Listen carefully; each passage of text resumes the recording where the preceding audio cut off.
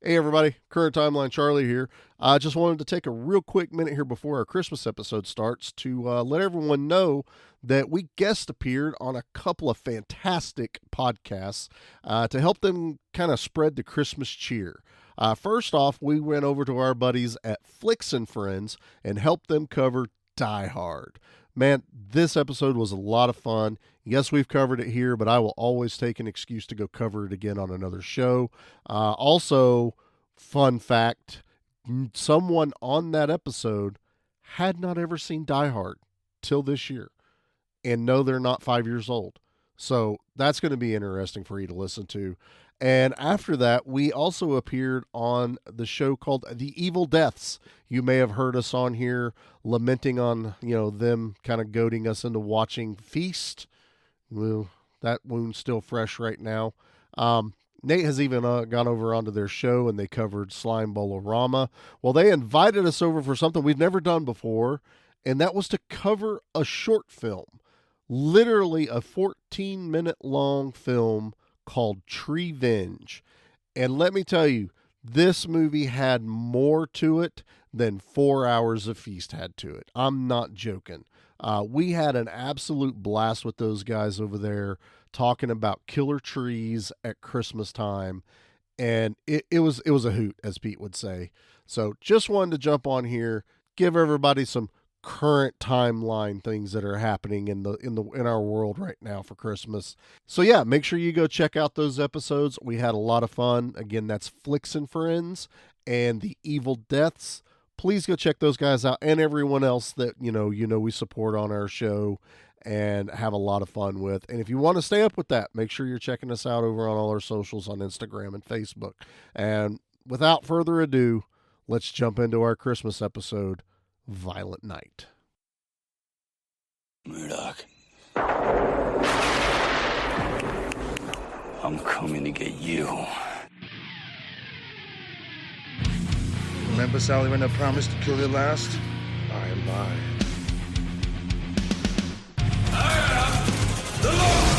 Get off my plane. I have come here to chew bubblegum and kick ass, and I'm all out of bubblegum. John, I'm not gonna shoot you between the eyes. Shoot you between the balls.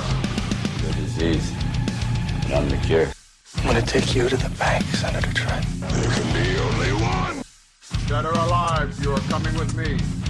Yippee-ki-yay. I'm going to kill them all, sir. Merry Christmas and welcome to another episode of Gimme Back My Action Movies, the podcast. I am jolly old Saint Charlie, and with me as always are my two elves, my lead elf, hungover Nate, tired Nate. He looks both. Hey, little B. Ho, ho, ho. Yeah. I decided to be in a Santa character for this episode. Oh, okay. So I shouldn't have lied. Also, after a night out in the bar where no bar was made.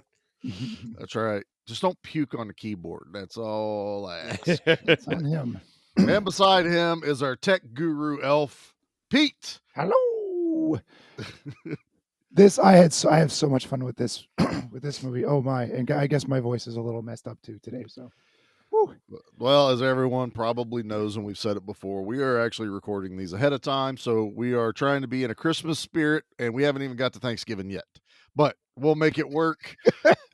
After watching this movie last night, I am totally in the Christmas spirit. Oh. I am hyped. I am ready. We are covering Violent Night. Yes. This came out last year, and let me tell you, I don't think I've been more hyped for a movie after I saw a trailer than I had for this movie right here. Oh, interesting. It was Mine was the opposite reaction. I know. I felt like I defended this movie so much last year for people. I'm like, no, this is going to be fantastic. It's going to be great. Everyone else is like, it's going to be dumb. It's going to be stupid. I knew it was 87 North, which is probably one of my favorite films. And I did not when I saw the trailer. So, and I mean, these are the guys that did Nobody. They did Bullet Train. They're involved with John Wick. I was like, I knew the action pedigree going into this, and I watched this in theaters immediately. I know we're kind of jumping the gun here a bit, but I I'm hyped, man. I'm still riding the high of watching this last night. We have watched so many movies this week and a half. Yes, just trying to get things prepped up for our I'm holiday still break. trying to get through movies, and I got 2 more to go. Tired. Yeah, I got half of one to go, and I'm good. Yeah, I got 2 more to go. But last night was just Charlie smiling. I could feel the smile on my face, and not like I'd be watching the movie and then I'd realize like, oh shit, I'm just smiling this entire movie. Never picked up my phone. I had watched this in theaters, and I purposely have not watched it till now because I wanted it to be Christmas. I wanted it to be as close to Christmas, but since we're covering it, it worked. And it did everything I wanted. I was enjoying it just as much as I did in the movie theater. Excellent. Yeah. So tell you what, boys, speaking of movie theater, let's get everybody else in the mood. Maybe give Nate a chance to take a couple of 5-hour shots that he thinks are going to stack. I need them to stack as soon as possible. Is it how they work? I don't think. Oh, it's not how they work. No, today this is the only thing that's going to save me. It's going to be Christmas magic. I don't know how it works, but here is the Violent Night trailer. We'll be back.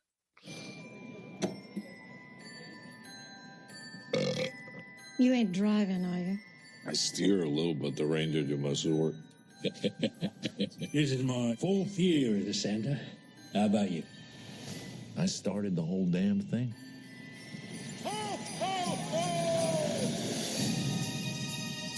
It's Christmas! We decided that you could have one gift. Early. What is it? That is a direct hotline to Santa Claus himself. I can talk to Santa. All right, revelers. Welcome to your worst Christmas ever. Let's go!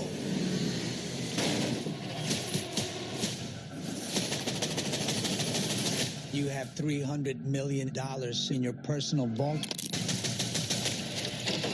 That's what I want for Christmas.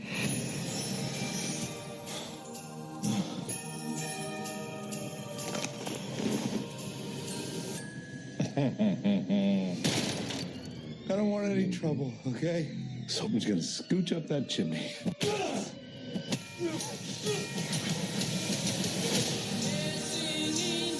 Who is he? Because he's not your typical mall Santa. Are you there? Daddy said you were very busy tonight. My name is Trudy Lightstone. Are you gonna help us, Santa? Yeah, Trudy. Santa? You're on my nice list. Santa Claus is coming to town. Time for some season's beatings.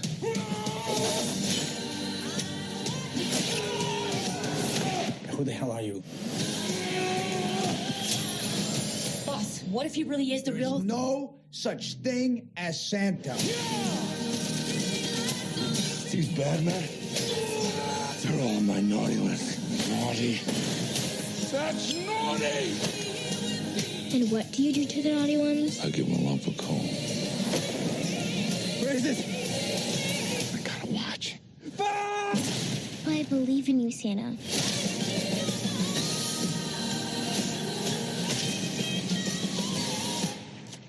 Come on. Which one of you did that? Prancer? So unprofessional. I don't know how anyone couldn't have been hyped after watching that trailer, man. That song alone with Darlene Love is one of my favorites. Yeah, exactly. I heard it first for Gremlins, and when they brought it back for this one, I can't get enough of this song. The trailer is definitely better after seeing the movie. I guess that's not the purpose of a trailer, Nate. Right? Yeah. Yeah. Totally. Well, like for me, when I first saw the trailer last year, I was like, "Oh, this looks terrible." But also, I hate anything that deals with like, let's make Santa be the bad guy or a badass. Like, I just think it's a cheap cop out. That's why, like, I think, what is it that?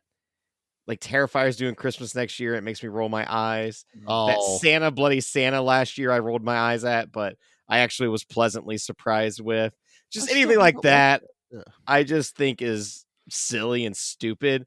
So I was just like, God, David Harbour is going to be in a really shitty, stupid movie again, just like Hellboy. Oh, That that's was so just disappointing. shitty stupid. Would you stop it was. with Hellboy? And then Oh, God damn it. how much this movie blew me away, but also how like kind-hearted and Christmas it is. Like this movie pulls off a lot of the impossible. They nail this movie.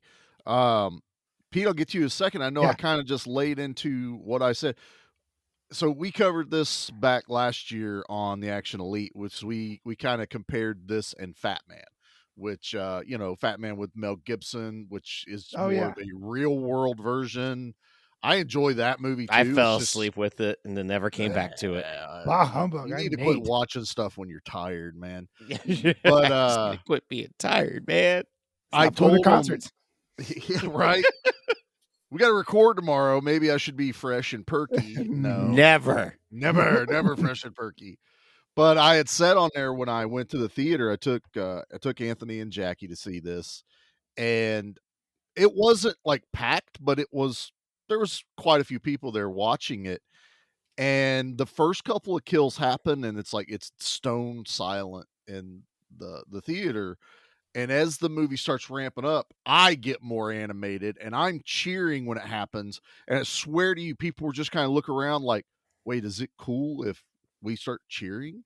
And before we were done with the movie, I had the entire theater cheering with me when insane shit happened. Like I really got the energy up in there, and everyone walked out of that place going, that was fun as all get out. Mm-hmm. And I swear, if I hadn't been there, everyone probably would have just been like, oh, that was kind of cool. I turned it into a big movie night with the people. I did. And You're not the hype guy. Not obnoxiously. You were Flavor Flav. Yeah, not obnoxiously, but when something happened, I would be like, yes! Yeah. Or I would laugh like you're supposed to at a movie. And it was just a lot of fun, man. That's what we miss with streaming at home all the time. You get those kind of interactions. That's old man Pete talking, but it is. It's a double-edged sword, though. I remember a kid crying in the middle of watching, me going, "Why did you bring your baby? Why did you bring your to baby? A 3-hour movie? Why'd you do this? Get a babysitter. Just don't go out. Just don't go out. I don't know. You're the one that decided to have a kid. Now your kid is my problem. Stop it. Wow." Stop making your kid my problem. I'm not a babysitter. Pay me. Pete, what about you, bub? What was your first experience seeing the trailer for this or watching it or anything? Yeah, famously, I don't watch trailers, so I know. Was not. I didn't watch a trailer for this, and I saw Violent Night. I saw the title of the film, and I thought it was going to be a bad Santa. I thought it was going to be an evil Santa. Like, what did Goldberg do a? Yeah, like Santa Claus or something dumb Santa like that. Sleigh. But that was it. That was it. And he was the opposite. He was Krampus or whatever he was. Right. So I just by the poster and the movie's title, I thought it was going to be. I thought he was going to be bad. I thought like David Harbour was going to be, I don't know, stealing or kicking ass or something like that. So I had very little interest in seeing this. And then you hyped it up so much, Charlie. I went, fine, I'll go get it. And I got it from the library. Damn it. And yep, I sure did. That's how I watch it this time too. Even though it's on Prime, I got it from the library. And it blew me away. Right away when they start with him in the bar and he's drunk, I'm like, oh, this is where he cracks and starts acting out against the public and the children that he supposedly supports. That's where I thought this was going. And then he turns into a bit of a buffoon at the beginning of the mansion bit. I'm like, okay, this has my interest now. And it just snowballed from there. See what I did? It just the ridiculous ramped up, and even like Santa's character arc is really interesting. How he starts as a bumbling buffoon and kind of failing upwards, and getting out of these sticky situations, and turning into a complete badass at the end, defending this family as best he can. It was just wonderful. I was actively cheering, just like you, Charlie. Even this morning when I was flipping through, I was just fast forwarding through the movie into the goodie bits, and laughing and cheering and just all over again. Even though I knew what was going on, I had just watched it a couple days ago. This is a delight. This movie is so much fun. Movie has a lot of heart. It does. You That's care the about thing that's so you care about shocking all the about it. characters. You care Yeah. about the bad guys. You hate the bad guys. I mean, they're bad guys, but Yeah. and, They are on the naughty they list make you for a so reason. angry. But like even to have the beginning where Santa doesn't believe in himself, Mhm. and by the end he believes in himself, and like the magic of Christmas joy and just like the little girl believing in him, like there's a lot that just like comes together for this movie. By all means, like this should never work, this should never work, this should be dumb, but it's not. And like It did. It worked on when every it's level. badass, it's extremely badass. Yeah. Like it's a lot of fun. John Leguizamo is a phenomenal bad guy. Like Yeah, we This love is our turning John into the John Leguizamo. Leguizamo. yeah, the like, show. he's so good in this though. How many? This how is many this movies is have the we covered? third This is one 3? in Yeah. 12 months for John Leguizamo for us. So I'm digging it. David There's- Harbour is David Santa Harbour Claus now. sells Yeah. it. He's so good. Like he's so good. And like the moment when he like takes the robe off and just like all the Viking tattoos and just Mhm. like he is Who a is this guy? big dude, but he's not Yeah. an Arnold guy. He's just, got this stature to him that is so intimidating. Yeah, us big dudes, are strong. We don't have to have our muscles showing, Right, but right. we got that farm boy strength. We got that Mhm. Viking strength. That there is a perfect blend that 87 North figured out. Is this has to feel like the Christmas movies we all grew up with. It has to. It's in a lot of it, and we talk a little bit about it here on the show, but this one I was noticing it way more last night. Their blend of music, depending on what's going on in this movie, Oh, is it's brilliant. what drives. Yeah, it's what drives your emotional attachment to it. Like every time Santa is like on the screen, it's very Christmassy, but when the action happens, it's still Christmas music, but it gets a little darker or a little heavier. It's just this beautifully blended soundtrack. And these guys sat down and had to have watched every Christmas movie No shit. for Yeah. for like a year. This is truly 1000% a movie for this show. This is the give me back my action movies, but this is also like give me back my John Hughes movies, my Chris Columbus movies. They took them all, they blended them together and gave us this almost perfection of action / Christmas. Even when he is killing people, I'm feeling Christmassy the entire time. Because he's getting rid of the naughty people. They're all on the naughty list. All Yeah, of the naughty every last list, one of 'em. man. And just that he doesn't quite know how the magic works, which I love that angle of it. Just a good gag all around of just like I still don't quite understand how it all comes Yeah, together. it's almost like, my guess is if I had to make my own backstory, which I would love to see a little bit more of his backstory being the Viking, what happened. Well, normally in that type of mythology is you die in battle, the Valkyries take you to Valhalla. But this guy, they were probably like, don't know if he deserves it. Let's kind of teach him a lesson on, That's kind of where I doing took for it too. others. Like You're he blessed was or cursed someone to that walk the earth, in servitude of yeah, people. not hell, but Right. you got to do nice things for a long time to earn Mhm. your way back into It's like- Valhalla. he was not Yeah. a very nice person, but I feel like he was a very excellent warrior. It's just he was not nice to his opponents. Exactly. They're kind You of like, know? I don't know. Like It's maybe he went a little too far with Skull Crusher. it's very, hey, dude, I know I'm an axe guy, but just underneath an axe would be a hammer. I love hammers as weapons in movie. Like Lord of the Rings. I think it's the Hobbit ones where the dwarf. Gimli. I don't know how, not Gimli, but Not Gimli. in the Hobbit one, the dwarves take Oh, the mountain.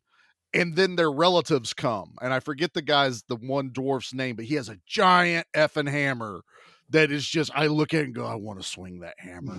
It looks so cool to swing. And then Skull Crusher is, kind of shaped like Mjolnir. It looks badass. And then he gets a sledgehammer in this movie, and I'm shouting. I was shouting last night. Just there's a lot of yes, exactly. And yeah, because of his Viking roots and him being, however old, he also doesn't use a gun at all. He doesn't know, he throws one to a family member and says, you know how to work one of these gizmos? Exactly. The whole movie, he's dispatching bad guys with just nothing but melee. There is no projectiles from him. A grenade, but a very, very comedic timed grenade. That was just an opportunity that, presented itself, so it works. No, I love the use of the surroundings, which it's Christmas and it's the surroundings. The other thing I was really keying in on last night was they did it as if we're getting ready to watch a movie about this dysfunctional family on Christmas, which is kind of a thing. You kind of expect to see it on Hallmark Channel. That's what Krampus did. Or a movie that's about Christmas, because the mom is, obviously it's Beverly D'Angelo from National Lampoon's Christmas Vacation, so you've already got some pedigree in there. The daughter, the older daughter, is very want to, do what mother says, I want to get the money. And I started noticing that the dad, the son character, is that goofy ass dad that's in all of those 80s family movies. He's overly comedic, he's overly animated, especially at the end when he's fighting and he's thinks on top of the guy's shoulders. He's on top of the guy's shoulder. He jumps over the hay bales. He screams like a girl. But I was just like, that's that character that they somehow put it in there, but I'm not annoyed by it. I'm actually like, yeah, that's exactly the kind of person I want to see in this movie. It's just this family. And then I love the fact that the 87 North kind of poke fun at themselves because, they're huge with stunts, they're huge with action movies. And then they have Max Steel in this movie, who is just a caricature, I'm sure, of stunt guys and actors that they run across. He's based constantly. on Mark Wahlberg, because Mark Wahlberg was the one that said 9/11 wouldn't happen if he was on one of those planes. He had to apologize for that one. But yeah, no, they're able to poke fun at all this stuff, especially when he's giving the mom character the script, looking for some funding for his next. I'm big in China. Well, at least parts of China. We went to China. That's what. For me, it's the siblings and how they make fun of each other. The daughter named her son Bertrude, and the son named his daughter Gertrude, based off their mom. And they're like, Bertrude's not even a real name. You suck up. And look how that kid turned out. Yeah. You name your kid a stupid name. But they were able to, where I feel like it's a movie that could have been done. It brings the family together at the end, though. It does. And even though I'm really when that kid gets punched, I was actually cheering too, because I was like, someone needs to punch the shit out of that annoying. Yeah, when the mom gets punched, TikToker kid. Oh yeah, when any of the bad parents get punched, I'm enjoying. Do you know who I am? Crack. It's like, woman, I know who exactly you are. Right, that is Edie Patterson, who's in The Righteous Gemstones on HBO. And that show is so damn funny, and she's one of the best parts of it. I need to watch that because I like. She is essentially playing the same character. Oh, yeah. Walter Goggins is phenomenal as Uncle Baby Billy. Dude, you put him in a movie, I'm gonna watch it. His name's Uncle Baby Billy. It's perfect. Nothing wrong with that at all. But no, I love the stereotypical characters that they're playing in this movie. And then we have this big heist, like most action movies from the 80s. There's a bunch of money. We want to get it. This is a love letter to Die Hard, for flat out. This is another reason I was totally down to do this movie, because for every Christmas so far, we've done Die Hard. We did Die Hard 2 last year. And, Die Hard 3 doesn't have anything to do with Christmas, but it was let's do Violent Night, because that's kind of Die Hard anyway. This They is as Die Hard as they get. Yeah. When he's digging in my favorite line when I was in the theaters, he's digging through the video game. Why has no one asked for a bat? Die Hard on Blu-ray. I was like, yes, he said the thing. He said it. Yeah, opening up the big vault like they did in part 1.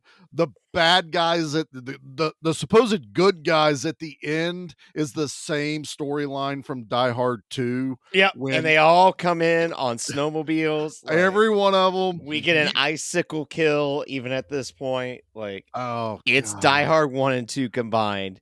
Now the bad guys and the way they talk and the way everything moves, it reminds me of that episode of South Park where the kids get taken hostage like in Die Hard at the old timey fair. Yes. Where it's the robbers are all very highly intelligent and they have this whole plan set out. This one. Yeah, this is essentially a live action South Park episode. Because in the episode they go to an old timey world where everyone has to stay in character as the 1700s. And the people just robbed a Burger King. Yeah. And they're being chased by all the cops. People are getting shot. There's literally a Hans Gruber character who's trying to keep it together because they robbed a Burger King. I all the credit in the world to them for being able to pull off while also staying with this movie being very Christmassy and feels like one of those family movies. They made these badass henchman villains as I felt like they were really badasses, but then all of a sudden they felt like Marv and Harry from, Home Alone. Well, they feel like they've been a team together. Yeah, but they feel goofy at points when, the lead henchman and the girl go after, the little girl upstairs. We get the total Home Alone moment in this movie, which I adore. All of a sudden I feel like I'm watching Harry and Marv trying to get Kevin McAllister, and only there's more blood, there's language. No, it's what would have happened if a bowling ball actually hit someone in the face. They would die. What they did was Home Alone in real life. Yeah, instead of a nail through the foot. Yeah. Yeah, bowling balls to the freaking forehead. But I love the dialogue between the villains. Even when Candy Cane turns to Scrooge and goes, I think he might be. He's like, don't even say it. I know you're really dumb, but you're not that dumb. I did like that. I think he really is Santa. When it starts snowing, when they're questioning him, they're just like, they play the music. It's like magical, and it's just a little girl throwing styrofoam into the heating vents. Leguizamo nails this entire role. I love him as the leader. He's very quippy. He is, he's calculated. He has a plan. I love when he's arguing with Gertrude and she's like, well, I have this and this. And he goes, I know, I did my research. I know. Yeah, exactly. It was the Charlie. I watched the movie. It was, and he works really well as a villain, which I know that they said he based like the menu was more, he based off Steven Seagal. You can't tell me though he wasn't channeling Steven Seagal in this movie as well. No, he was definitely doing a way better. He was doing a Hans Gruber, not a way better one, but he was doing a way better Seagal. Could ever Seagal. Yeah, but I mean, there was times I'm watching it going, oh, I know exactly what he's mimicking there, especially when he's doing like the hand-to-hand fighting. I was like, okay, he's doing some Seagal shit right there, and he's having a blast doing all of it. Yeah, man, I don't know. I mean, you could go through this movie scene by scene, and it's basically we could be talking about Elf or Home Alone or any of these other movies, the way it's paced, the way it's timed. Well, it does a really good job of not making Santa instantly this badass killer. I mean, the first kill is technically an accident and him just wanting to get away. Like he almost dies. This is not my fight. Like, if the reindeer didn't fly off, he would have been off with them. Yeah, nope. Off to the next house. That's what I was house. saying about this character arc of his. Yeah. He starts out as a drunk buffoon, and by the end, he's back to his Viking roots. It's really a fun arc to watch and follow. It is, and I like I like they add that level so that because I get if this had just started out with Santa being a badass, I would have needed to know why is Santa a badass a little bit more. But because it starts out as kind of accidental, but Santa's a big guy, so when he catches that one, when the guy tries to hit him with the rifle and he catches the rifle, you're like, okay, Santa's not small. He carries a big sack around. I'm sure he's got some, built to him. But then he gets his butt kicked the entire time. And I'm like, okay, I get it. Had it been where he was just ultimately this special ops badass, it would have kind of. It would have not worked. Yeah, it would have watered it down for me too much. That would have worked if you did not have Trudy and her believing in Santa, having that walkie-talkie connection with him. He would have left. Yeah, he would have left. Yeah. Yeah, there's Trudy so much is the reason where he stays. Yeah, everything happens for a reason, and it works so well to the movie's advantage. And also with his vulnerability, he gets beaten, he's bleeding, he gets stabbed. Yeah, he's not invulnerable like a Seagal might be. He's showing, even though he's magical, and his magic doesn't work all the time either, which is curious. And because it helps. It's built on belief. Right. Exactly. Yep. He kind of stops believing in himself at a point too. That's there's that Christmas spirit that they have to make tangible, and they do it in this movie. Yeah, he's got magic, or he's magical, and he's very, very old, but doesn't mean he can't be killed. And that I think that gives you more investment into as he's fighting, increases the stakes. Right. Santa could die right here. I mean, heck, he stitches himself up. That was oh god, it was that was badass. That's probably the point where he flipped a switch in his head and went, okay, all right, this is real. Let's get back to these Viking roots of mine. And that's when he starts get the dust off, let's channel those old memories, that old muscle memory of mine, and that's when he really starts to become this warrior. Well, yeah, because you have Trudy at that point, like asking him questions, which makes him reflect back on how he even became Santa. Because we're also, she's just been told Santa doesn't exist, which is that's right, a very crushing moment if you're not careful with some kids. So they play it well, but she's talking to the real Santa again, pulls in these perfect Christmas feelings that I want. And it proves with it's because it's the young person saying that Santa is real, that all the adults are even like, who is this guy? Like, who hired a Santa? It takes a long time for them to finally be like, yeah, I think that really is Santa. Even after he's kicked some ass and introduced himself, and he's just he's still some dude in an outfit. I mean, there's mall Santas got a trick everywhere. bag, like Lozano says. He's like, this is just some dude with a trick bag. Right.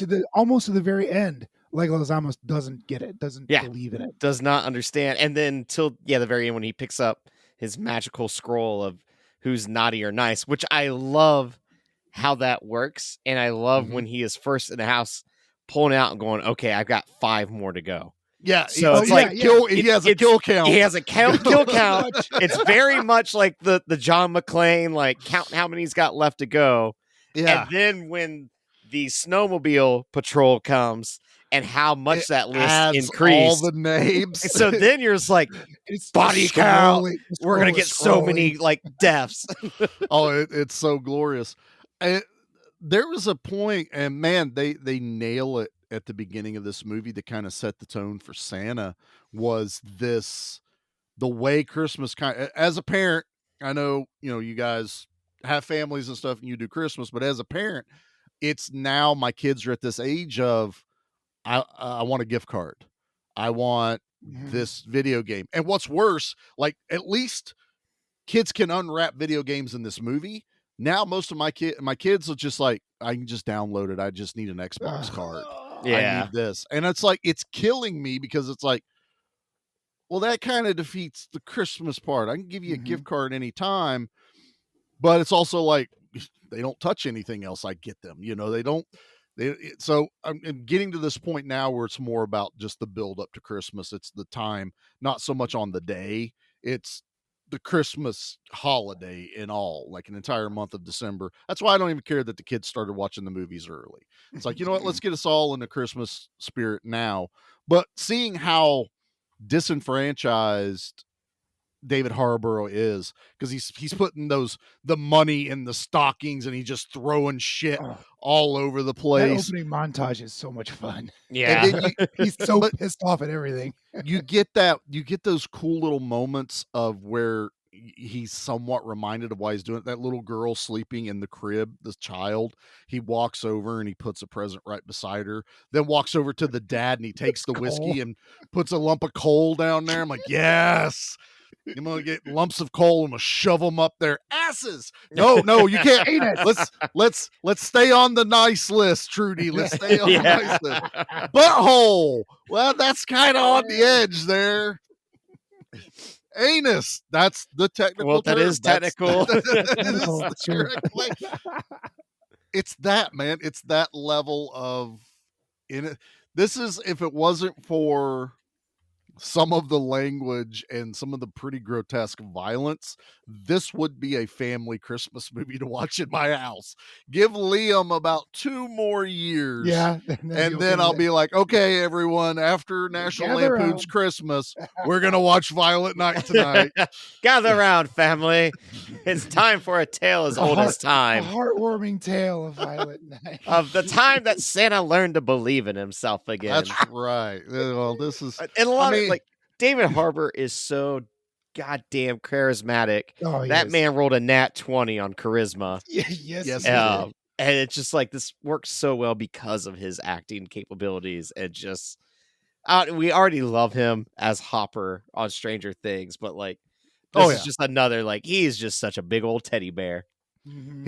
He is from start probably one of my favorite characters from Stranger Things. And I know as much as Nate loves to shit on it, I love him as Hellboy.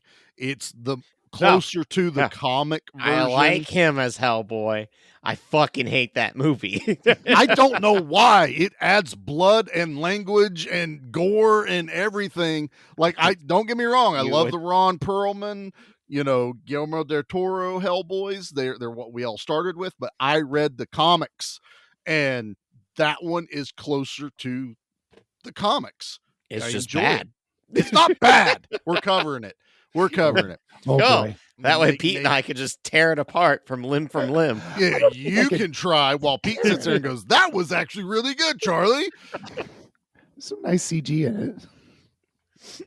Mila Jovovich, man, come on. The only cool part is that woman that's the table. That really cool practical like demon effect. I can't even think of what. There's just so much. They're like, now we're in Scotland, now we're over here, now we're this. And I know the comic does that, but it doesn't work in the movie at all. Oh boy. Mila Jovovich is a terrible villain. Hey Charlie, you got a commercial? I'm real uncomfortable right now. Okay. All right. Time for a commercial. Jesus, usually I'm the one that has to do that. I know. He's getting and real warm another in thing here. about Hellboy. After these messages. Sharks of the Corn? Virus shark? Cocaine shark? Sharktopus? Yeah, those are all real movies. Join me, Steve Coates, as each week I take a comedic look at the bizarre world of sharksploitation cinema on Bucket of Chum, the Shark Movie Podcast.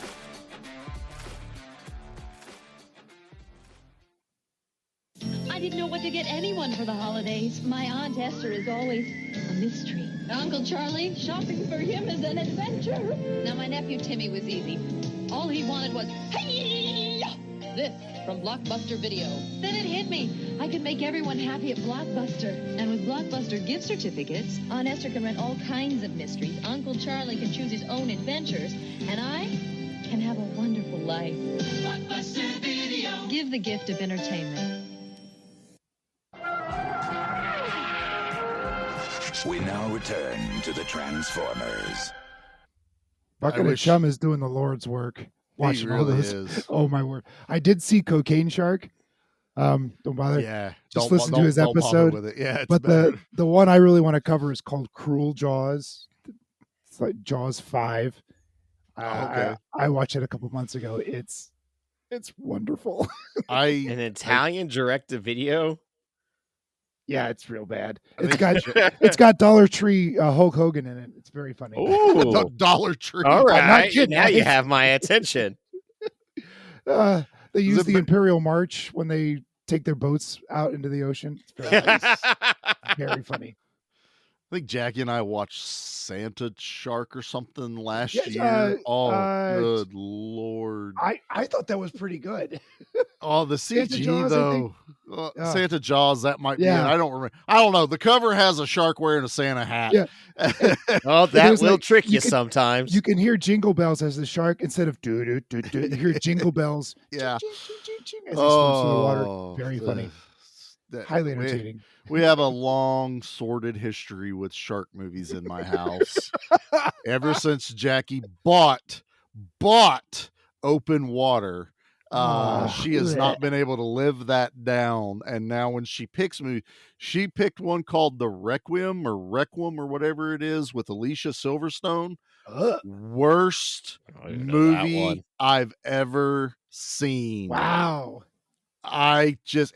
It was to the point that we just stuck it through. I got done with that movie going, I'm never going to get that time back in my life. I think I'd rather watch Open Water. And then Jackie gets even more mad at me because I won't let it go. Buybacks, I swear, had probably 70 copies of Open Water 2 weeks after it came out. And Jackie paid full price at Walmart when it came out on DVD. And I could have got it 2 weeks later for $5. Yeah. And I don't know why buybacks kept letting them buy that movie from people. Yeah, eventually they'll be like, we got enough.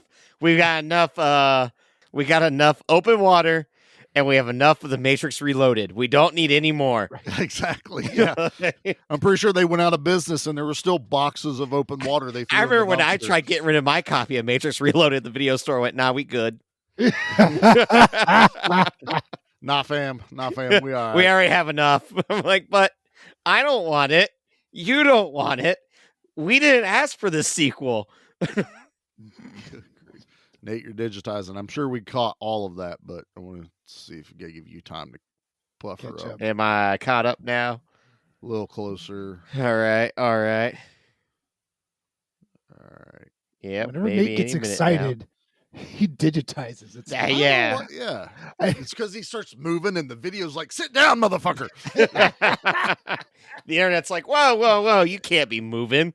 I can't be uploading all this shit. Oh, you enjoying yourself? How dare you? So, I mean, the one big takeaway to take it back to Violent Night is the level of violence they bring in this movie and the creativeness, because like you said, he's not using a gun. He has to use what's surrounding him. And for a family that hate each other, this woman goes all out for Christmas. Like, the only thing she doesn't do is a Santa because that's tacky. I was like, okay, I appreciate that because it makes sense. Even though dudes running around dressed as elves and a girl walking around with a giant peppermint on her head. Can I just say, when you're saying your freaking code names and you say, all right, peppermint, and this giant black dude's walking down like, yeah, but the girl wearing the peppermint hat is Candy Cane. It would have been funnier if the black guy was named Candy Cane. You know, little Joyride inside joke there, Candy Cane. But that's a deep cut. That's a deep cut. Charlie dug deep for that one. Yeah, wow. But I don't know. But the level of, so we watch him throw a dude out the window, which is cool. I mean, it's just kind of there. Well, dude gets impaled. He gets impaled big time. Some glass stalagmite or something. Right? Like some sculpture for Christmas. I mean, like even the whole outside is decorated. Yeah. But the basement, she pays to have that done, I'm certain. Oh, dude, you're talking a crap ton of money. Looks and feels like Christmas at this house. Yeah.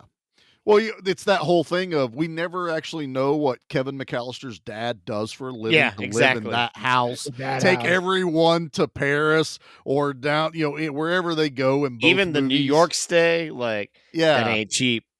No, but the fight down in the basement is really where this movie sets its feet.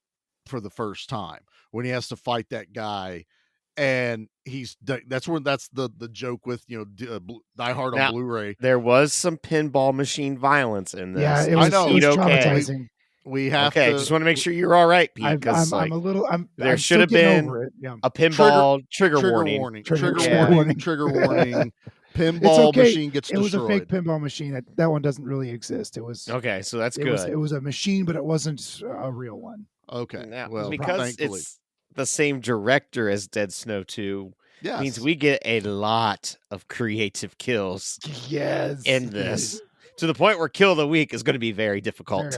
Kill of the Week's going to be hard, but in this, and speaking of, even in this fight, not all the kills make you cringe either. Sometimes it's the stuff leading up when he loads that stocking full of billiard balls. Oh, dude, it and looks so crushes that dude in the hand and then smacks him in the head.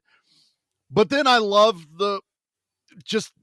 what would happen? A stocking's not going to hold up to that kind of abuse, and all the balls go flying out of it after he tries to swing it a couple times. It was such a funny shot. You weren't really expecting it. You're thinking, all right, Santa's going to just bludgeon this guy to death, and all of a sudden the sock fails and the balls go flying.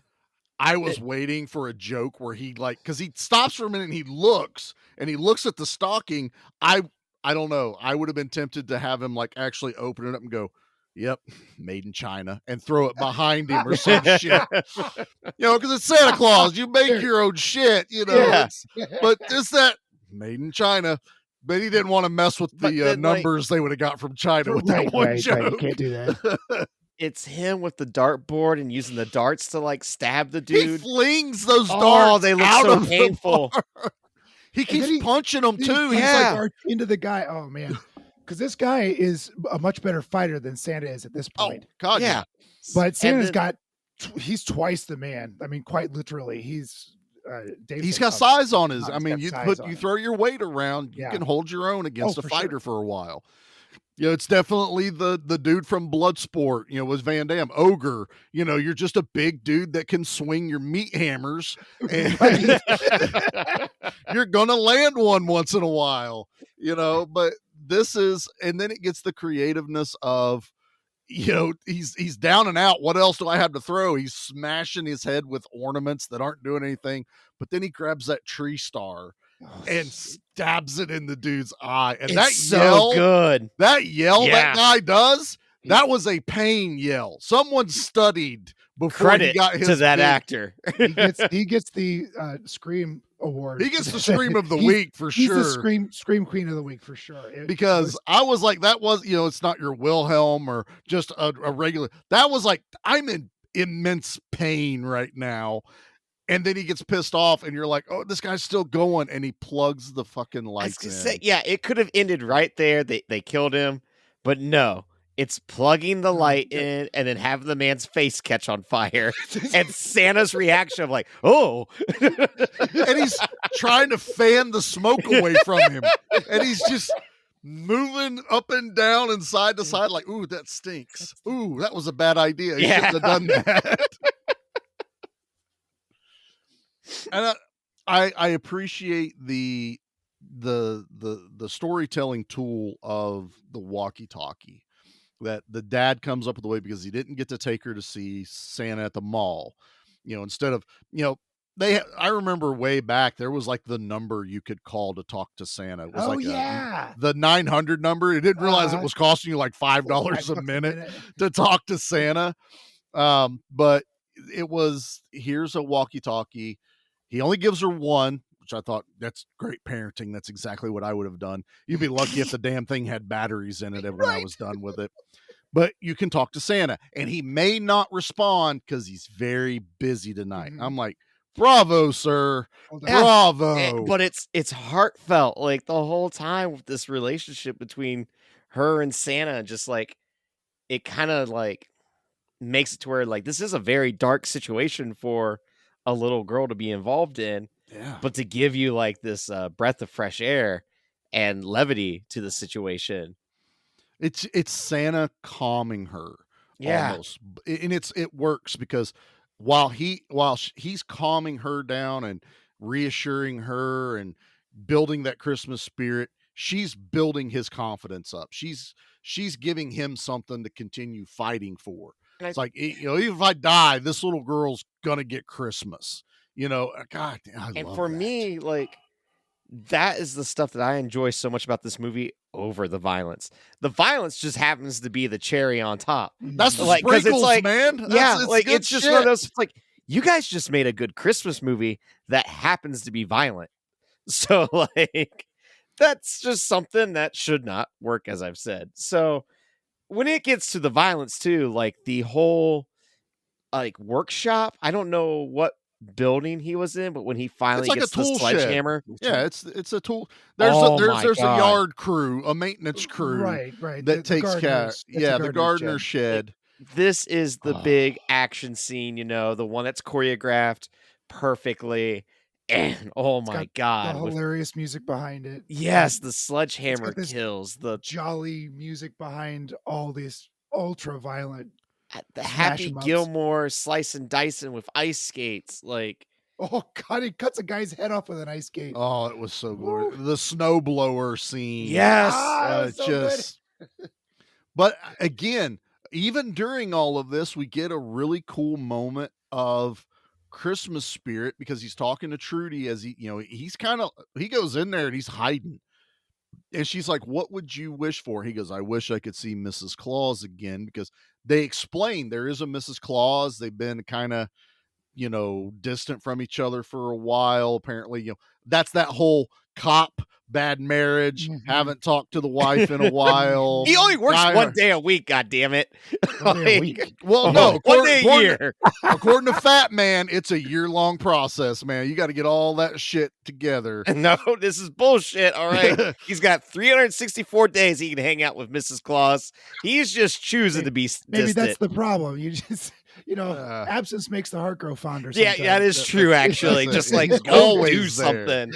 But he looks at his ring and the ring falls, which is very comedic, but it's the Christmas wish becoming true, and it rolls to the sledgehammer. Like, here's the tool you need to make it through tonight. He gets Skull Crusher 2.0, and I am totally down for when he grabs that sledgehammer and he spins that thing around, getting prepped up. He has that hero moment. It's almost the He-Man I have the power moment, but it's Santa and a sledgehammer. And I love it.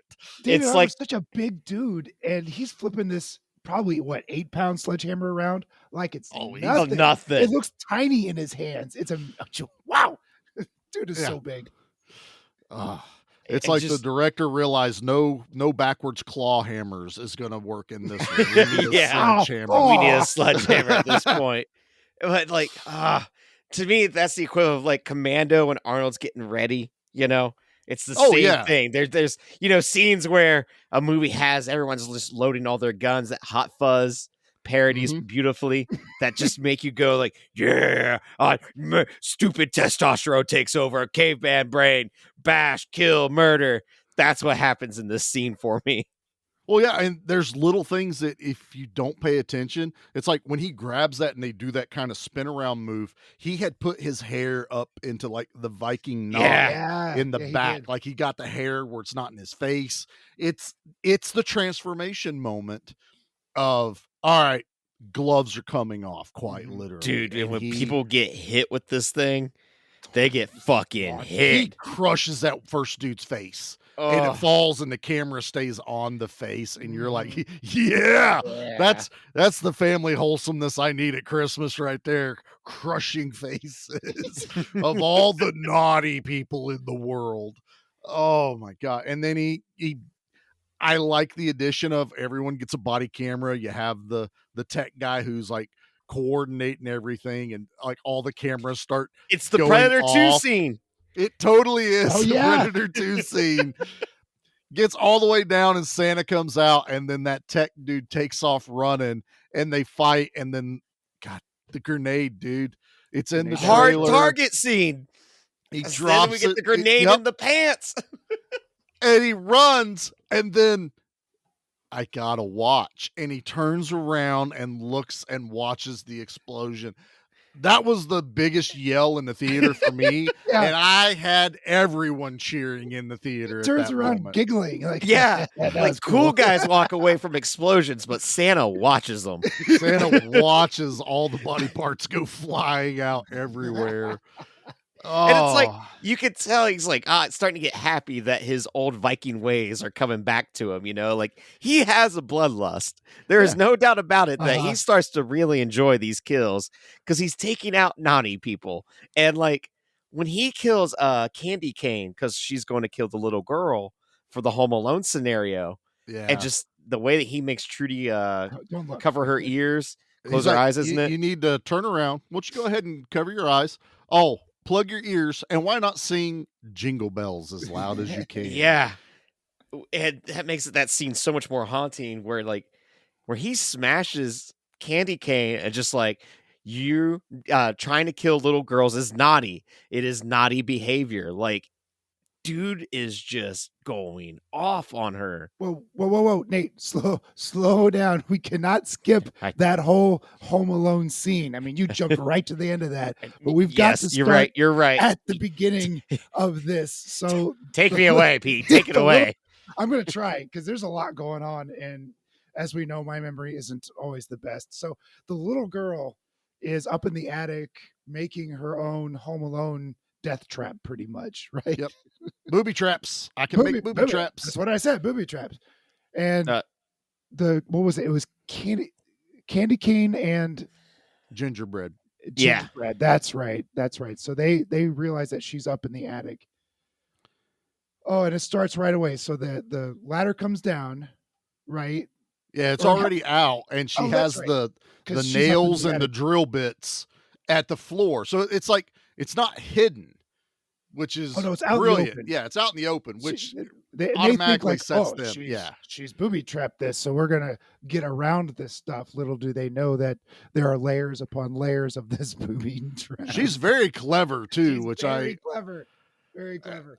I there's a point in this movie, I don't know if it was purposeful, but when the dad is looking for the walkie-talkies in the game closet, most of the games are obscured except for one board game that says Mousetrap. Yeah. You saw it too. Yep. And I was like, that would be a fun little foreshadow to what this all is very Mousetrap-ish, Rube Goldberg-esque. And I'm buying all of it. Like he goes, yeah, this is usually better if you hide it. He sees the nail in the step, which is the Home Alone thing. Like, that's not going to work. You're supposed to hide it better. And then the camera pans down to show the step that is halfway sawed through, and they don't see it.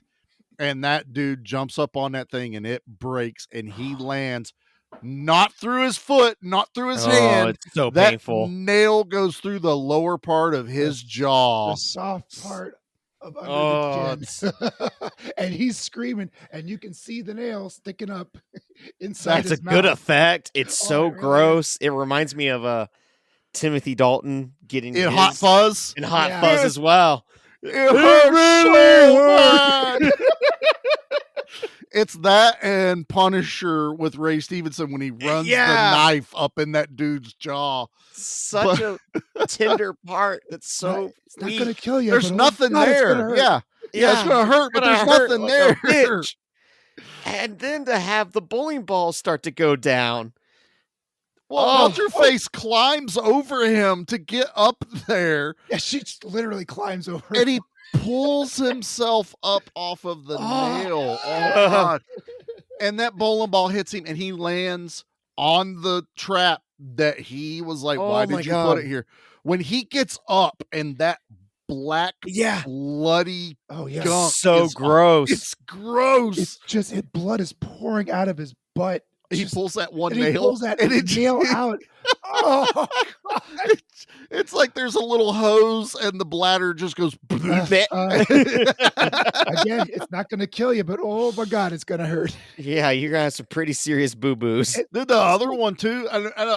Fine. They get a little goofy when he pulls that nail out and he's looking at it straight on. It does. That's the Marv moment. And you're telegraphing that one a little bit. You're telegraphing that a bowling ball is going to drive it into his forehead.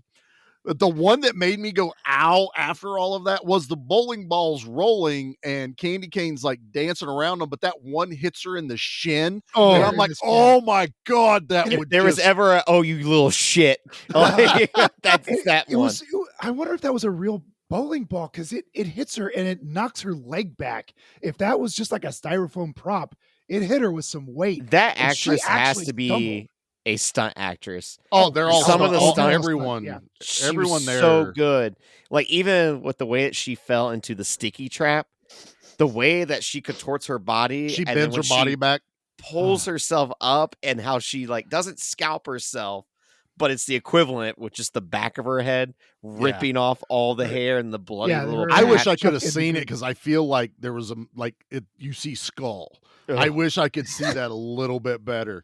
But that's the big thing with 87 North. Like 90% of the cast in here are stunt people. You know that because that's how you get it to feel more real instead of having a named actor being these henchmen and having to have stunt doubles. Just let the stunt people do it. You can put them in camera the whole time, full face, and it works better because as I've grown up watching these movies, I watch a lot of them. I watch a lot of behind the scenes. You don't realize how many times you watch a movie and you're like, wow, that looked really real because it was. It was. Because a lot of times they'll be like, I can take a punch, go for it. And they'll really take a punch, or I can really fall off of that. Just let's film it. And you're going, oh God, how did they do that? They really did it. They really hurt themselves. They really punch each other. Not all the time, but most of the time. I was watching an interview with Scott Adkins, who surprisingly wasn't in this movie, that he worked on a Jackie Chan movie early on in his career, and they were filming, and he was like, I gotta hit Jackie Chan. And he does this kick and he hits him, but not quite full power. And the director's going, more power, hit him, hit him. And they're getting ready to set up the thing again. And Jackie Chan's stunt team comes over to Scott and goes, be cautious. So he has a director yelling, hit him, and the entire stunt team going, be cautious. You're just like, I don't know what to do.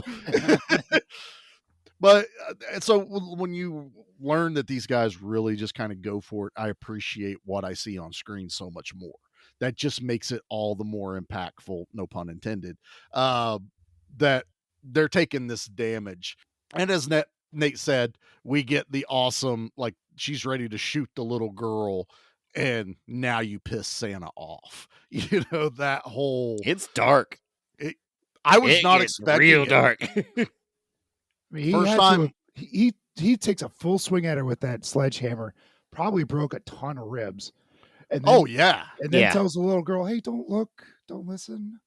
Crushes her head like a melon, Gallaghered her to death, which Yep. was awesome. If you're in the front row, you know what you're in for. Oh my God! And then we get Santa finally gets to the family, and we're getting to the culmination of the end, and he gives the mom the gun because she went hunting once. So now, and the I can't glaze over the two moms and the kid going ape shit on Krampus, the henchman.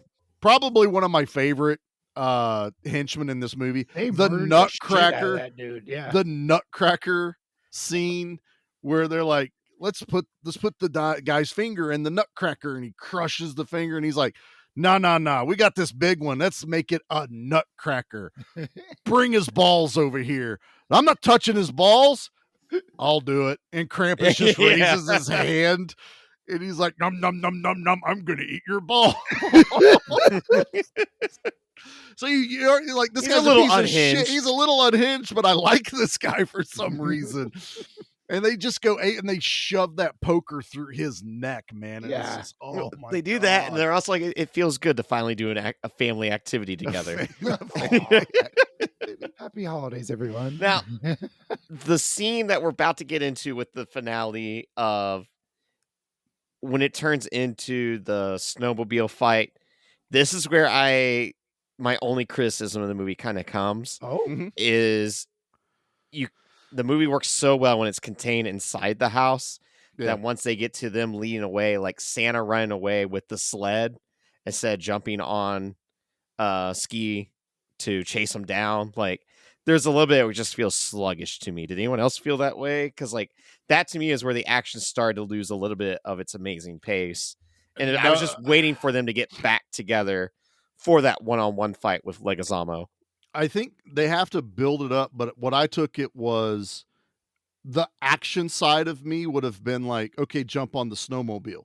The Christmas side of me, he gets on the sled like in National Lampoon's Christmas Vacation. I guess in my head, I was like, I just can't picture him running to get ahead of them. Well, he didn't get ahead of them, but he's like parallel to them. And then uses the sled to get them to cut off. This is also the Commando moment when Arnold pushes the Blazer down the mountain. Yep. Because it's all cut back roads. Yeah.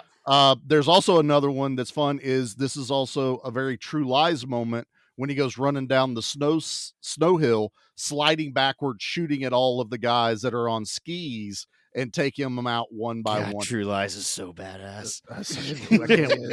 I am only holding off on that in the hopes that we get a 4K before we cover it. Fair. That is really what I'm waiting the moment for. that we decide to cover it is when the 4K will get announced. That's what I don't know. Should I make it happen Yeah. or do I wait? I don't know. I'm so conflicted. It paid off for us with Face Off because now that comes out. Or it already is out at this point. Yeah, that one's 4K. out, which we'll do. So I don't know. I just equated this to, again, Santa's not a badass. Santa probably doesn't know how to ride a snowmobile. No, totally fair. Yeah. Yeah, maybe. And I get, they're not trained. It's like the mom when she runs outside and she tries to shoot that guy and it's out of bullets, just the click. And so now they have to go back to hand, and the dad, that's that goofy part where he puts his dukes up and he gets knocked the F out and he picks up baby Jesus and smashes, which I love that Harborough's like, excuse me, baby Jesus, and lays it down, but then the dad cracks it over top someone's head. So it's like Santa tried to take care of it. The dad's like, bam, baby Jesus to the face. Baby Jesus. Little 9-pound, 10-ounce baby Jesus thing. Sitting in the manger. Sitting in the manger. That's my version of baby Jesus. That's who I'm going to pray to. I don't know.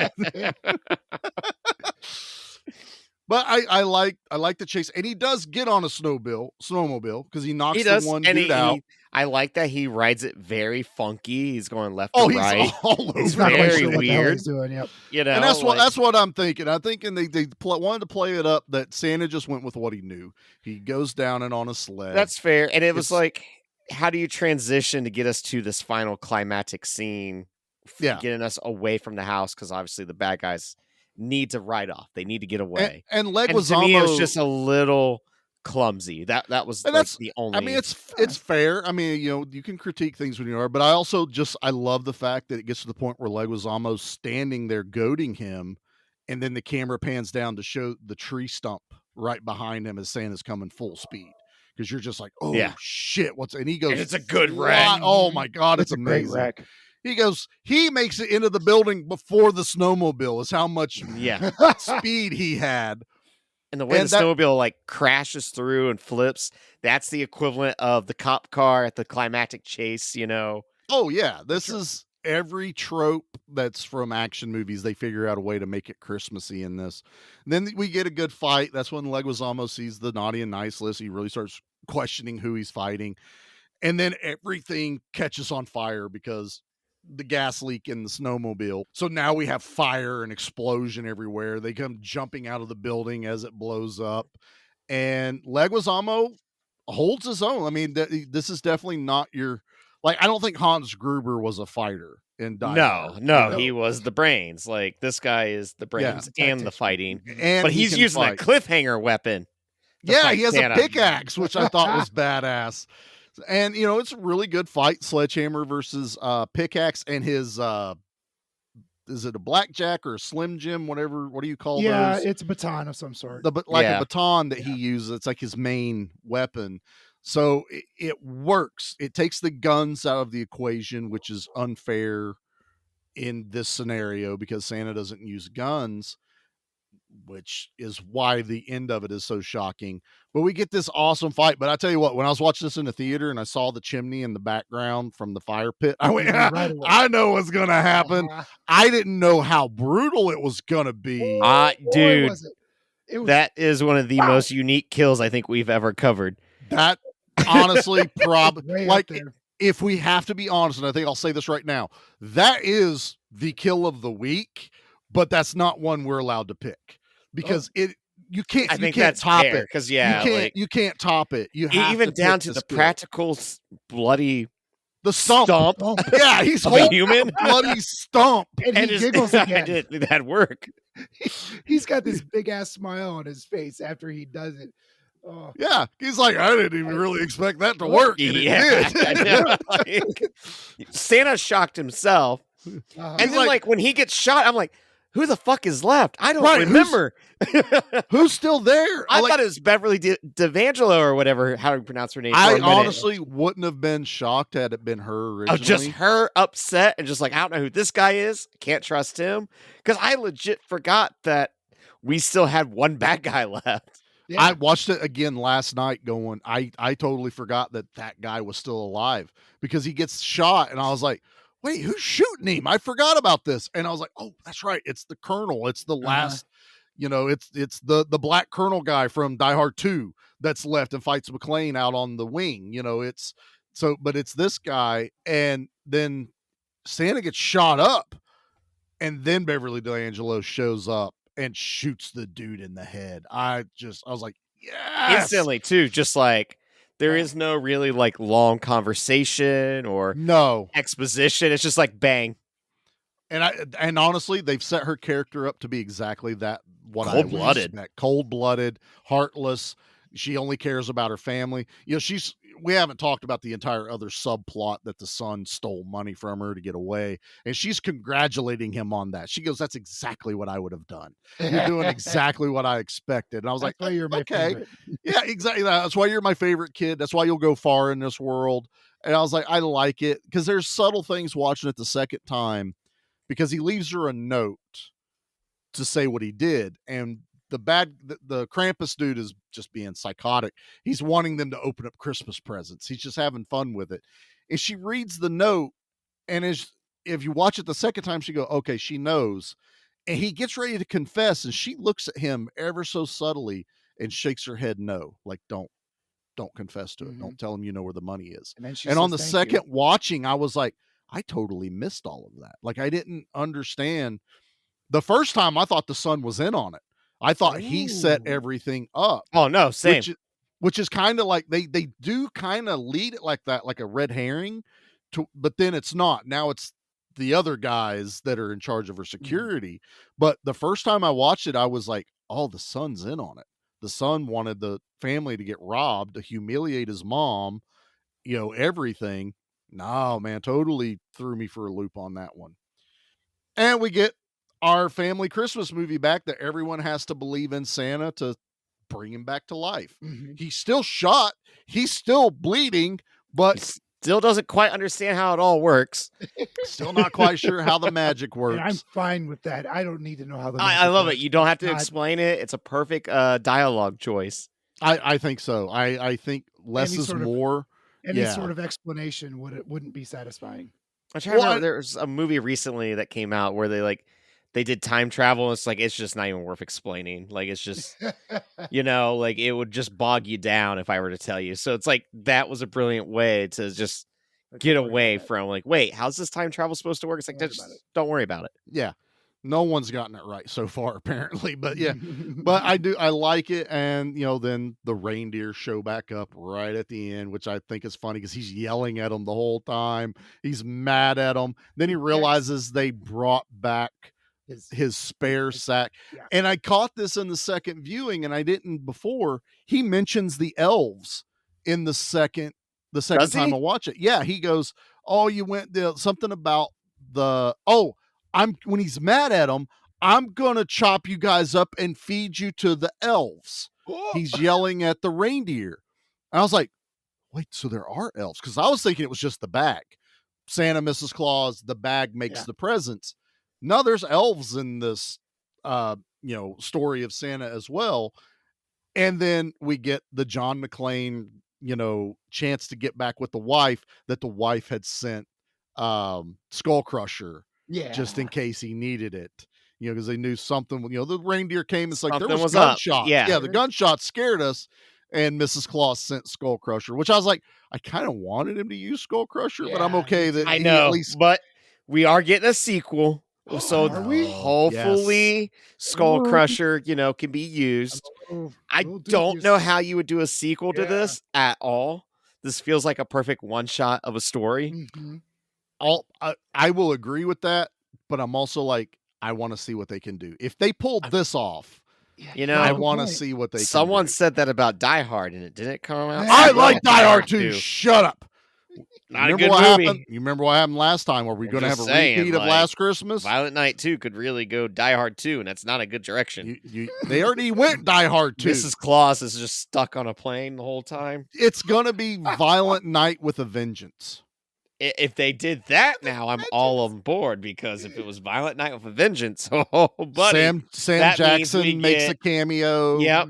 And John Leguizamo's brother is out for revenge against Santa. He's been waiting an entire year for Christmas to come around. But he's actually German, and he goes, "We're half brothers." Yes. See? If they don't go this direction, I'm going to be pissed. 87 North, you have my info. I've been trying to get up with you guys. Come on, dude. How have you not gotten anyone from this production company? Trying my Try hardest. harder, boy. I don't know what it is. I think they just like, this is that crazy super fan we have for some reason that keeps sending us 100 scripts every week.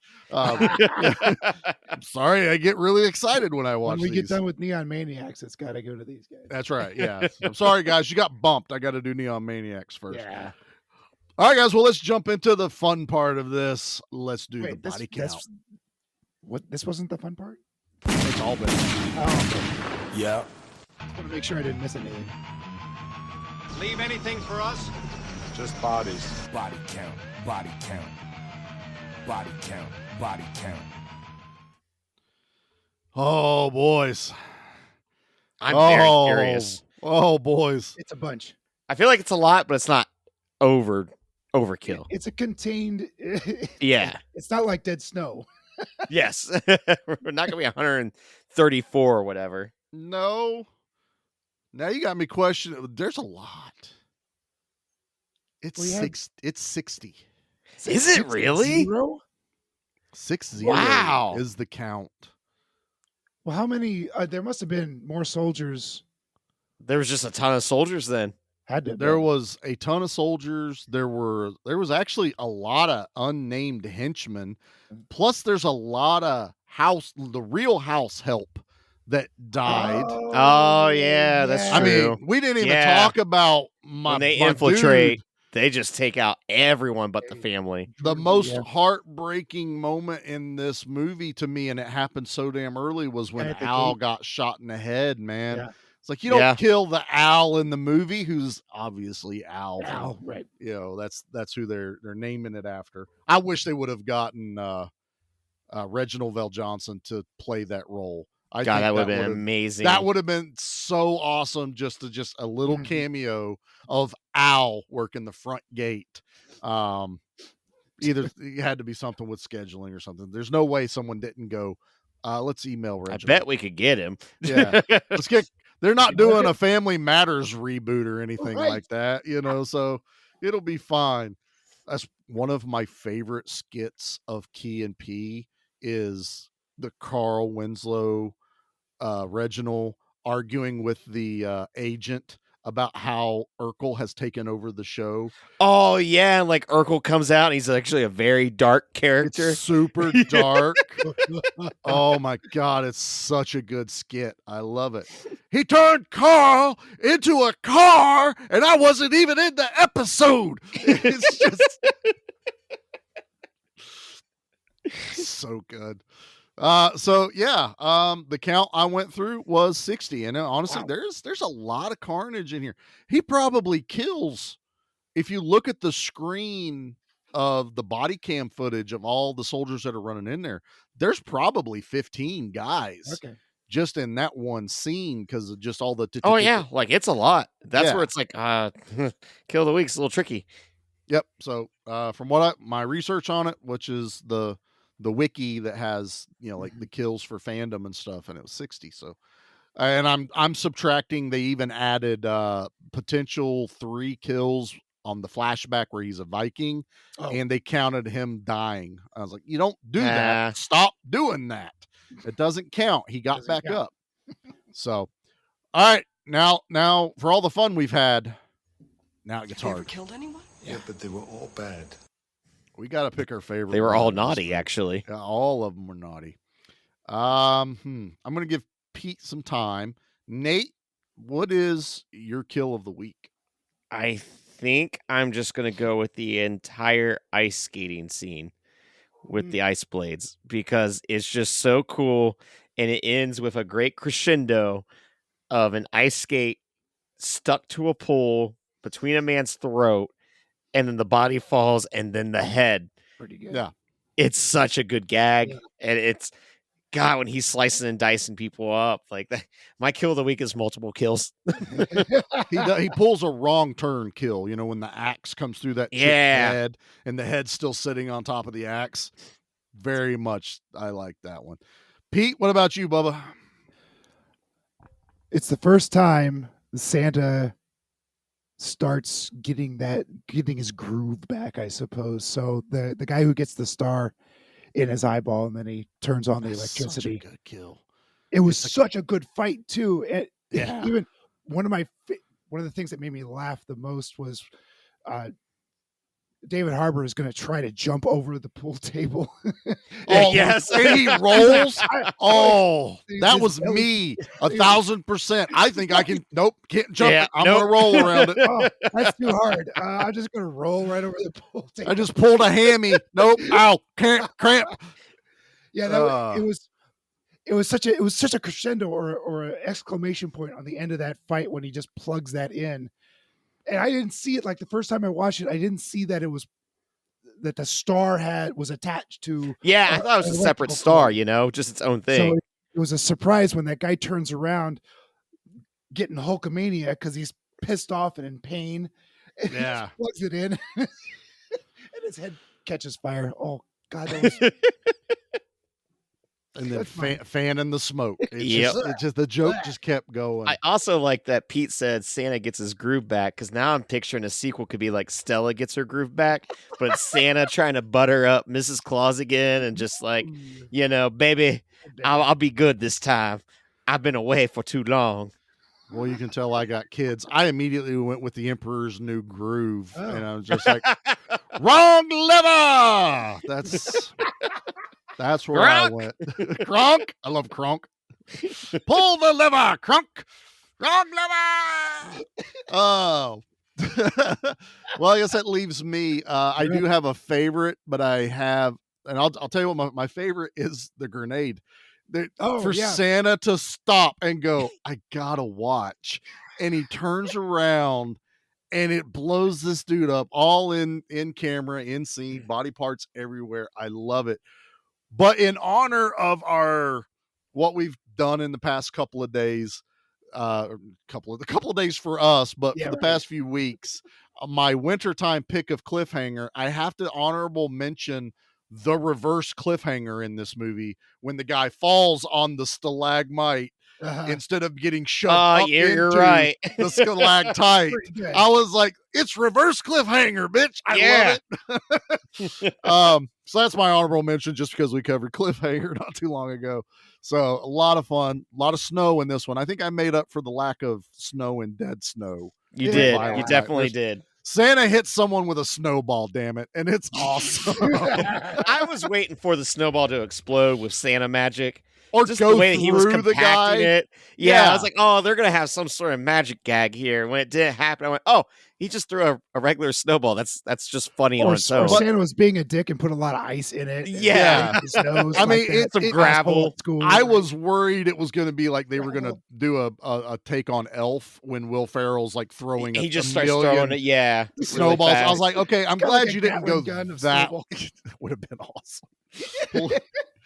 But I like that they take the sack out of the equation. So now, even as he's getting better, he can't like start pulling, which would be cool if he started pulling out better weapons every time he reached into the But sack. I like that he has no control over it. That it's just Right. like, nope, you get a golf club. You got lucky. I prefer that take on it as much. But if I was going to go like just fucking insane, I'd have been like, every time he reached in there and he got better, he got a better upgrade, like in a video game. It's like, you just unlocked the Gatling gun of snowballs. Just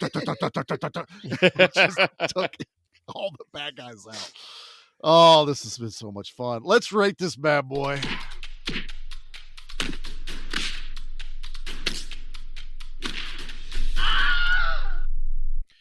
All right, let's start with Pete. Pete, what are you rating Violent Night? I don't know if there's any flaws in this movie. And it's highly entertaining. It's 10. I mean, yes. Wow. Yes. I got zero problems with this movie, and it was super fun. I want to see it again. It's a 10. I love it. I love the energy. We found an action movie that Pete is just fully like, amazing. Yeah, I'm on board. This is absurd. This is Speed all over again, man. Yeah. This is great. Nate, what about you, bub? For me, it's a 9.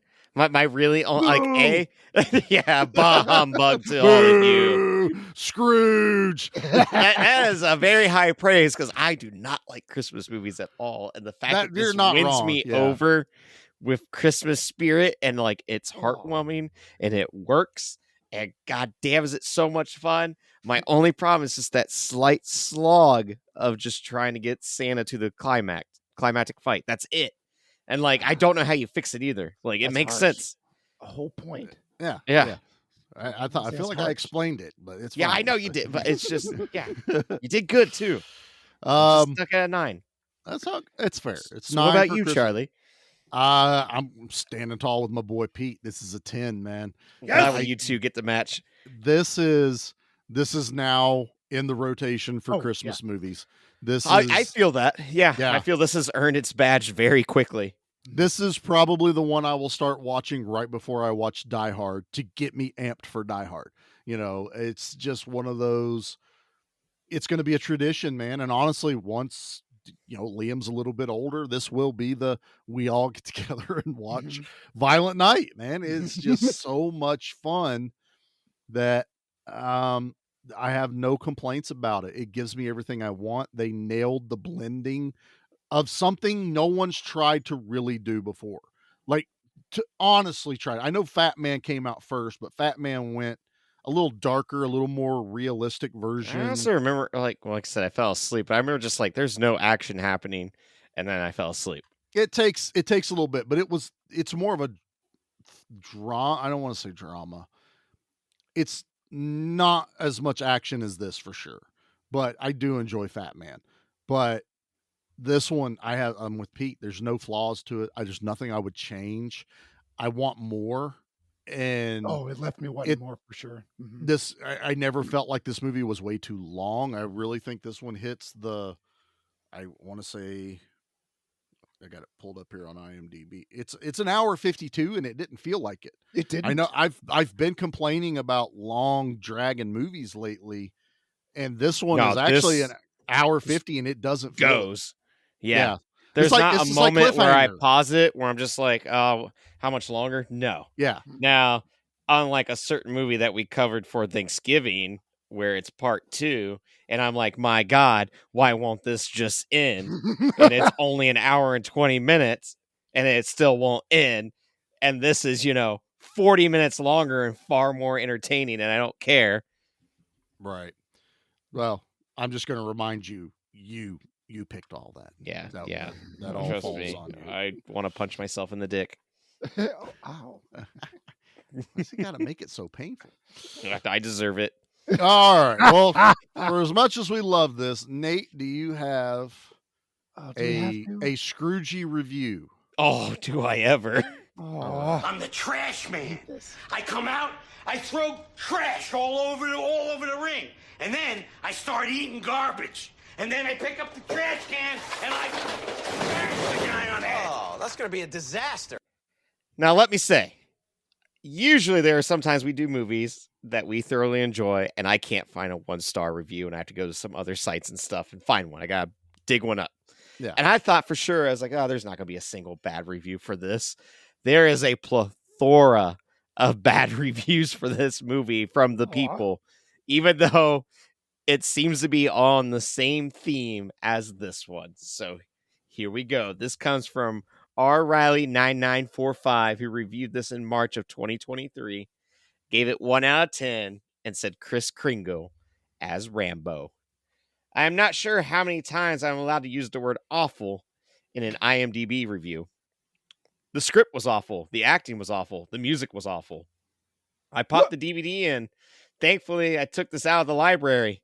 I didn't pay to see it in the movies, nor spend cash to stream it. Word was out there that it was violent. For about 2 hours, I watched Santa act like Rambo. In the beginning of the movie, old Chris is a burnout, sitting in a saloon, drowning his liquor. About 20 minutes later, he turns into a killing machine, wiping out one after another. No matter what gets thrown at Santa, he is impervious. Stab him, beat him, shoot him. He just keeps coming back. Attempts at humor were half-baked. The sentimentally belonged in another movie. The number of movies ripped off, I lost count. A complete waste of time, ho, ho, ho. This is a person that did not understand what they were watching, and so many of the bad reviews are just people that did not understand what this movie was achieving. I want to shove a lump of coal up that dude's ass. I hate this portion. That's turns out there are a lot of people that are not fans of violent Santa. Then they have no business even to write it. Which is funny because this movie got great reviews and was a hit. Like, this movie it did made great. its money at the box office. Why we're getting the sequel? Like, it's just comical that like that they're a vocal minority is the best way to put it. Because obviously we enjoyed this. The movie did great. Like, yeah, this hit everything someone who loves action movies loves. This is truly give me back my action movies. Agreed. That is this movie is pretty close to being the poster child for the podcast. Yeah. You know what I mean? It's like this one nails. And I had, again, 87 North is the second coming of action pretty much. Oh, definitely. Because I have said that with like Nobody. I adore that movie. It felt like old school gritty just having action. stuntmen being directors and creatively Get the involved. people that understand what That's they're what making. they do. It makes sense. That's why Day Shift works so well on Netflix because it was made by stuntmen. Like Day when you have stunt people that do action, like you get Sisu, which is Sisu, amazing and beautiful. Still blows me away that 87 North wasn't involved with that one. Yeah. It's like that totally felt like it, but that means there's now influence. Now there's people that are like, oh, there are fans out here of this, not the vocal minority that shit on movies that are actually good. But they're the first to bitch about there's nothing good. I like in to think those Hollywood. stuff like this is why we got John Woo back for Silent Night. Like, I cannot wait. It should be out by the time we're talking about this and you're hearing it. But as of us recording, it's not out yet. And I am thoroughly looking forward to watching that movie. It has a high bar to reach with Violent Night. But if there's anyone out there that can do it, it's John Woo with Joel Kinnaman in the movie. Yeah, I was going to say, with Joel Kinnaman. That's the selling point. Joel Kinnaman is one of my favorite newer actors out there right now. I give him shit for being in the RoboCop reboot. That wasn't his fault. He made a great Alec Murphy. Period. I thought I bought him as that. He was my biggest selling point. He wasn't used correctly. But him being Flag in the Suicide Squad movies, my favorite character in those, flat out. So we'll see how it goes. Hopefully it's good. I'm sure I'll post something up in the group about it. And speaking of the group, if you want to follow along this holiday season as we count down to Christmas, because this is as of this releasing, Christmas is next week, boys. Next Monday, something like that. Yeah. Wow. Well, Merry Christmas, everyone. And even though we all that haven't had fun turkey stuff. yet, so Yeah. it's No, totally trust me, weird. I was mad watching this in November before Turkey Day. I was like, this is stupid. It's a sin in this household to start observing Christmas before Thanksgiving. But yeah, but there's Well, no we had better to do movie it. that We we had could to This have done. felt it, though. like putting out Christmas decorations while there's still Halloween decorations out, and I'm not happy about that. All right, I'm still that keeps getting Halloween decorations out, keeps getting smaller and smaller every year. It's like 4th of July, boom, Halloween, boom. As soon as Halloween's not even done yet, and there's Christmas ones out. It's bullshit. I don't We like haven't it. got to Halloween yet, and Christmas is already taken over. So that's what it felt like watching this movie before Thanksgiving. And if you want to keep ranting with us, you can check us out over at Give Me Back My Action Movies, the podcast group. Give Me Back My Horror Movies, the podcast group. Both of those are on Facebook. We are on Instagram under both of those titles. We are on X. We're on Threads. We're on TikTok. We're on YouTube. You can even email us a Merry Christmas greeting at gmbmampod@gmail.com. Haven't busted one of those out. Thought I'd throw a little spice into it tonight. Please go check out Bucket of Chum. We got their commercial out there. It's a great show, a lot of fun. Bad Shark movies. Go rate him over on Spotify, same as us. 5 stars, Apple, everything. So, boys, we're almost there. We did it. We got one more for December that it's not Christmas, but there's snow, which follows our thing. We're doing Troll Hunter. We've decided, and this is something we've noticed over the past couple of years, as soon as December 25th rolls around, no one wants to listen to a Christmas podcast anymore. They don't want a Christmas episode. So we decided we're going to go right back to it just has to have snow in it. Yeah. After this episode, Christmas is over. Yeah. This is our Christmas episode. Download the shit out of it now, because after December 25th, no one's going to download it anymore. I don't care if you don't download this after December 25th. Do not care one bit. Be like, yep, I get it. I get it. You're over it just as much as I am. Exactly. So yeah, Troll Hunter next week, which is going to be a lot of fun, and a little peek behind the curtain. We're recording that here in about an hour. So it's going to be a lot of fun, just so we can take a break. And we're still kind of keeping our first of the year movie under wraps just a little bit longer. I'll let Nate decide if we're announcing that. It'll get revealed in Troll Hunter. Don't worry, everyone. Okay. Wanted to make sure we're prepped for it. But trust me, we're starting off 2024 with a huge blockbustery bang. So, all right, gentlemen, you ready to go stuff our stockings? I am. So what's the good word, Charlie? Jean-Claude Van Dipshit over here. That's a real good one.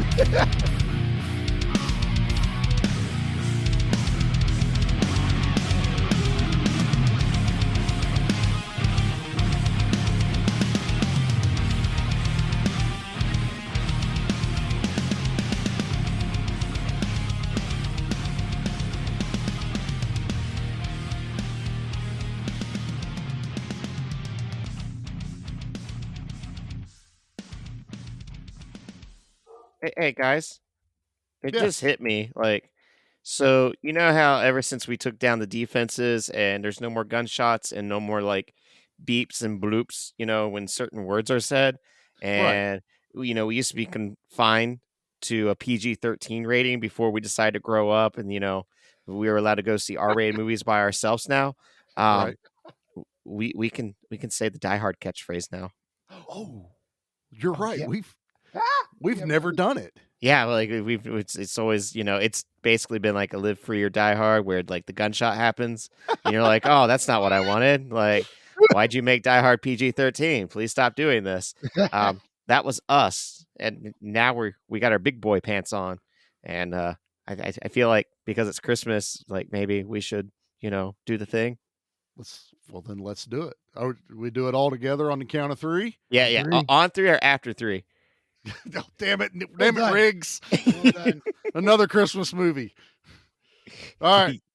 On 3. 1, 2, 3. Yippee-ki-yay, motherfucker. Well, we really did that well.